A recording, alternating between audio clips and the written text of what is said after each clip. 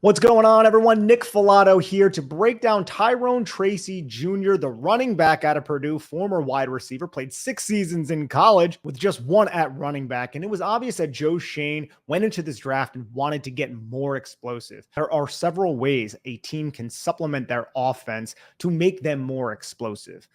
Joe Schoen decided to do so by adding explosive weapons, and Tyrone Tracy Jr. can offer that. He is an explosive player. The Giants only had 72 explosive passing plays, 20 yards or more over the last 2 seasons. For context, the Niners and the Vikings had more than that in 2023 alone. I hate to say this, but the Carolina Panthers had more explosive passing plays in 2023 than the New York Giants did in 2022 when they actually won a playoff game. The Giants only had 28 explosive passing plays of 20 yards or more in 2022. The last time an offense had that few amount of explosive passing plays was the 2012 Minnesota Vikings. And in the last 15 years, the only team that had less than 28, because the Vikings had 28 as well, was the 2009 Cleveland Browns. You're talking about a historically bad explosive passing offense that the New York Giants have had over the last 2 years with Brian Daboll. That's not what they want. So one way to rectify that situation, and there are a few ways to rectify it, but one way is to bring in several explosive pass catchers. And the New York Giants did that with Malik Nabers in the first round, Theo Johnson in the 4th round, and then in the 5th round, they added a former wide receiver, Tyrone Tracy Jr. I want to get into his tape, but before we do that, let's see what Coach Brian Daboll had to say about his new running back. Tyrone Tracy fit into that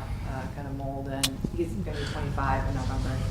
Yeah, I'd say some of these guys are older too, relative to kind of what people have been through the last few years. I would say with COVID and all those other things. So some guys are a little bit older, but he was a former receiver. He had a bunch of in terms of yards per carry, he's been pretty good. He's an athlete that played receiver and then played running back. Has some good production. We'll throw him in the mix, and whether that's in the kickoff return game or whether that's at running back, whether it's the receiving part of it, we got to do a good job of getting him here and seeing where he's at, and then trying to fit him into the things that he can do well. Tyrone Tracy Jr. is one of the more unique players in this draft class. 6 years in college, his last year at Purdue, second season there. He says, yeah, I'll switch to running back. Why not? And then he goes and he averages 4.4 yards after contact. First year as a running back, leads the FBS among draft eligible running backs in yards after contact, which is a very sticky stat to tell how these running backs are going to perform at the next level. 46 missed tackles on 116 carries. So you got somebody special here. Obviously, he's former Hawkeye wide receiver, was also wide receiver at Purdue, his first season there. So he has natural hands and receiving skills, run after catch ability, all of those things. I think he can be a mismatch nightmare for some linebackers as well on early downs, running up the seams, as Purdue has used him in that manner a little bit, specifically in 2022. But as you'll see through some of these plays, the contact balance is the one thing that really just pops up when you watch Tyrone Tracy. He's light on his feet, quality short area quickness, one-cut ability to make pursuing defenders miss. He's very sudden in short areas, similar to Eric Gray. I wouldn't say he has the breakaway speed that some running backs possess, the Devon A-Chains, the Jalen Wrights. But I think he's a little bit faster than Eric Gray, who was a slower running back coming out of Oklahoma last year. He's got that wiggle, man. He's slippery. He's not easy to tee up. Now, I'll say his patience, it varies sometimes. I think he could be more patient to allow his blocks to manifest, yet he can also be too patient when holes do present themselves. So it's a little bit inconsistent in that manner. He's still found ways to get skinny and slip around blocks, but would also run into the back of his offensive lineman's feet if they were slightly knocked back. So there are some nuanced things that he could work on, but for a guy who's only played 1 season at running back, I would say he's fairly polished, all things considered. I mean, look at this run that you're watching at the moment. This is GT counter. See the guard and the tackle. They're both pulling. Tyrone Tracy gets the football. He's met right in the hole by a linebacker. And he has to jump cut to the outside and then get really skinny as 73 gets plowed over by this forced defender. And Tyrone Tracy gets very skinny, slipping through this little hole. Look, he doesn't really require a lot of gather steps to get vertical. And one thing you'll notice too, as you saw earlier in the video, he makes lazy defenders pay with excellent stability on contact, good core and lower body strength to anchor against high tackles, similar to Malik Nabers. It's just difficult to bring down. I wouldn't say he has the best lower leg drive to push piles. That's not necessarily how he wins, but his play strength overall, it's solid. He has the effort and desire to run through defenders' faces, but again, it's not as effective as the Audric Estimes of the world and some of the other running backs who are a little bit bigger. He's 5'11", 209 pounds, so solid size. But even if he isn't that I'm going to run right through you and move the pile type of running back, although he has the mentality to do so, he's solid as an interior rusher due to reactive quickness and above average ability to sift through tight windows and run through arm tackles. Throughout this tape where he just shows exceptional short area quickness to make players miss. On plays like this, that's an insane jump cut to take advantage of an over-pursuing defensive lineman. And then he gets to the second level, and you can see there's not breakaway speed. There's not a second gear that's really going to impress you, but he ran a 4.48, had a 1.56 10-yard split, explosive vertical jump, 40 inches. So he's a good athlete. He's a functional athlete. Here's another power gap concept. One thing that I don't love about Tyrone Tracy Jr. is obviously his age, and he's also really only has experience running out of shotgun. That's primarily how Purdue played their offense and ran. But watch how he gets skinny and makes this contain the secondary force defender miss. It's the one cut ability in these tight areas, as you can see. Sets him up. That's a bad fit, too, by that defensive back. Then he gets north, gets knocked out of bounds. And he has a lot of these through his film. This one's another one. I know that the play gets a little bit screwed up on the recording, but you'll see it's a missed block. There's not a lot of space there for Tyrone Tracy to get skinny, but he does. He can make you miss in a phone booth. Then you can see he gets crafty, tries to pick up extra yards.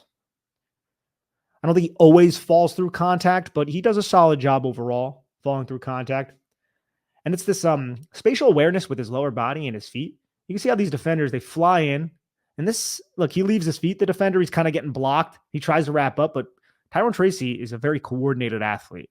And he's able to lift his feet and not be deterred or necessarily even slowed down that much when a defender makes contact with his feet. He can get contacted on his feet and then reestablish himself and keep running. Shows above average coordination skills. You can see jump cut on this play. I would say he has pretty damn good vision as well. And there's another example of his feet getting tangled up, but he's able to run through the poor tackle attempt. He's going to make defensive backs look silly at the next level if they're not going to wrap him up. Here we see some difference making speed to the edge. Again, I don't think he has elite speed. He's solid. Can he get outside the numbers for you? Sure. Yes. As he does in college here. But you're going to see some plays where he gets tracked down. That play, he was ultimately going to get tracked down. He didn't have the alley to break that away. You see another play where he gets to the outside, is able to outrun some defenders who are kind of being held, but, wasn't called. So did it happen? Did a tree fall in the woods if no one heard it? Here we're going to see some receiving skills. Natural. To no one's surprise. Extend away, grab it out of the air. Now you're going to see some real speed, though, too. Defensive back falls down, just runs it in for the touchdown against Wisconsin. My dog likes it as well. Here, and this is open space. Like, this is why he might be an asset with the new kickoff return rules. He'll be a special teams contributor as well, because he was a special teams contributor as a tackler on punt coverage and kick coverage, and he could win this kickoff return job. I mean, Gunnar Olszewski will definitely give him a run for his money. This is a nice catch over the middle of the field, and look, you're triangled up. You have three defenders pursuing on you, and Tyrone Tracy is able to put his foot in the ground, has good change of direction, lateral agility, short area quickness, all of those athletic traits that you want in the tight confined areas where it really matters for running backs. And then if you try to lazily tackle him high and you don't wrap up and drive through, he's going to break your tackle most of the time.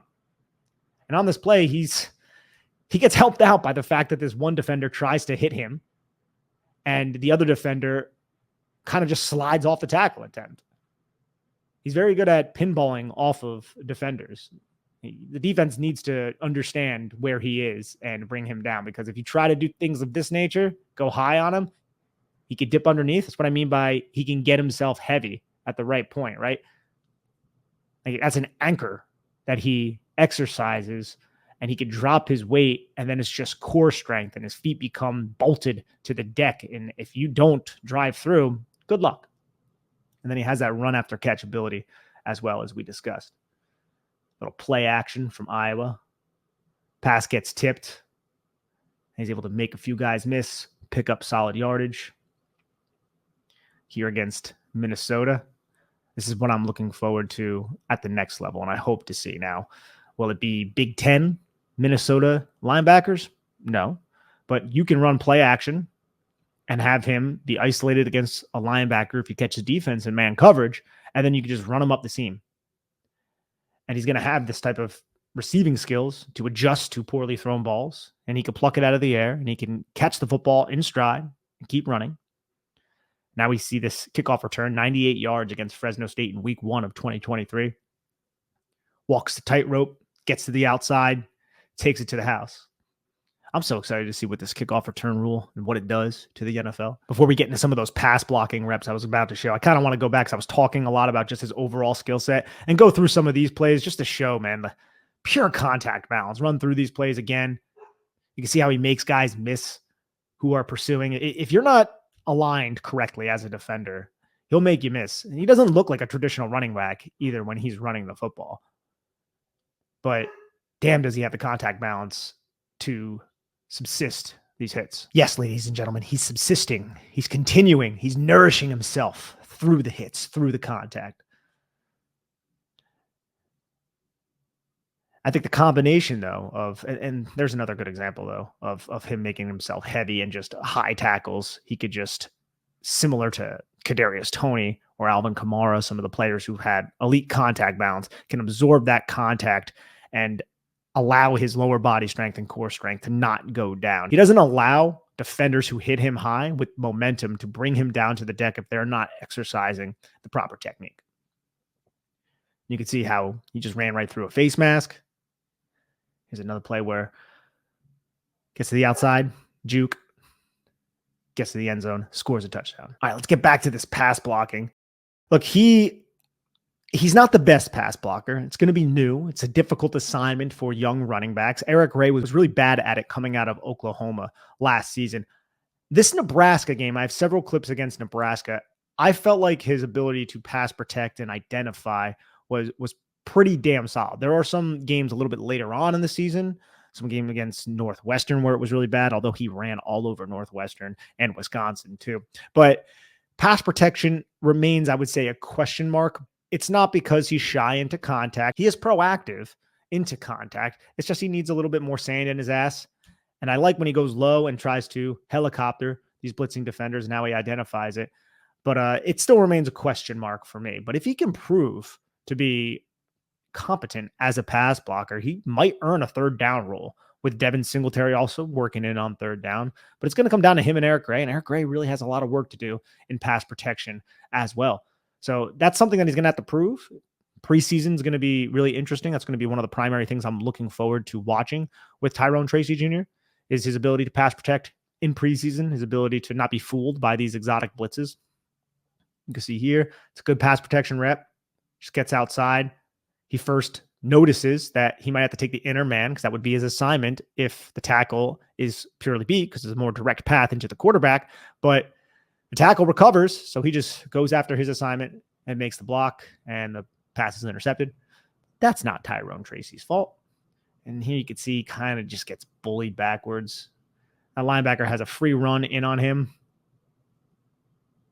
So still remains to be seen. This is a better rep, but you can see how the defender gets to the inside of Tracy. Tracy recovers well, which is something I respect. And then the quarterback does a good job getting away, but still can't pick up the first down. That was like a 3rd and 8 situation, I believe.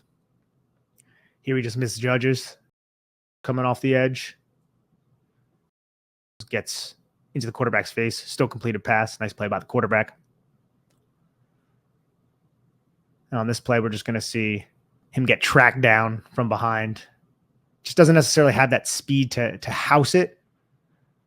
But you don't always need that in the NFL. He's a player who didn't crack over 20 miles per hour in 2023 as a running back, but as a wide receiver, he was able to crack over 20 miles per hour in previous seasons. Overall, I'm pleased with this pick. I think he's going to be an asset creating explosive plays. You're going to see him on jet sweeps. He can work into a third down role, has to prove that he can pass protect, but he's a more polished player than I expected for a guy who was a wide receiver for much of his career. And as a wide receiver, he only had over 500 receiving yards once in his career. Iowa's passing game, Brian Ferentz was the offensive coordinator for much of the time. It wasn't something that I enjoyed watching. Like, I love Sam Laporta's tape when he was coming out, but Sam Laporta still was underutilized, as Iowa weapons have been for quite some time, because their offense, the run-heavy offense, they're more so known for their defense under Kirk Ferentz. But I'm not going to hold that against Tyrone Tracy. I see the receiving skills. I think if the Giants get put into a pinch, they can use Tyrone Tracy Jr. as a wide receiver, even though they're adding wide receiver weapons. He's going to be split out wide. They're going to be motioning him from the backfield out wide. They can get really creative with his skill set, and I think he can have an immediate impact on this team. It's just going to come down to him versus Eric Ray and Gary Brightwell, and who can earn snaps behind Devin Singletary. Because the Giants, since 2018, they've been a team that has relied on one running back, Saquon Barkley. Saquon Barkley is no longer here. Tyrone Tracy Jr. is not going to fill those shoes. Neither will Devin Singletary. But a committee is going to be formed for the first time in quite a long time for the New York Giants. And I think Tyrone Tracy Jr. will earn valuable snaps in that committee. Thank you, everyone, for tuning in to my little evaluation of Tyrone Tracy Jr. I do like this pick. Please, if you want more context and more news about the New York Football Giants, head on over to bigblueview.com and check out all of our written content. I am Nick Filato signing off. Take care of each other and have a lovely day.